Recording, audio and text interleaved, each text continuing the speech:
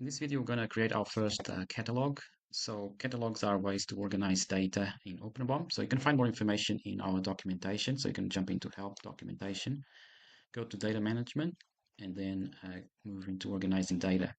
So catalogs store information about any item that are used in bill of materials. So you you can start with a very simple catalog. So you just with simple attributes like description, manufacturer. So a single catalog will be the easiest way to start for if you are trialing. But you can use different catalogs, for example, to organize different types of data, like electrical components from comparing to mechanical. They can have different attributes or properties like size versus voltage. You can also want to share with contractors or suppliers. They can have different catalogs with different sharing permissions. Also, your part numbering schema can also be a reason why you are creating a different catalog with different counters for different with different prefixes.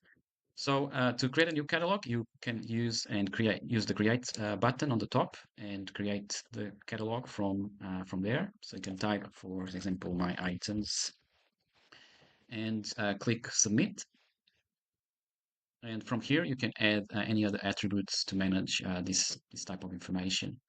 For example, you can add an attribute like a note, for example, and this property will be added for your item. So you can start, adding any piece of information uh, from your catalogs. And from here, for example, you can even import from an Excel file. For example, importing a set of parts lists from Excel. More details how to import from Excel on a later video. Thank you. Hope you enjoyed this video.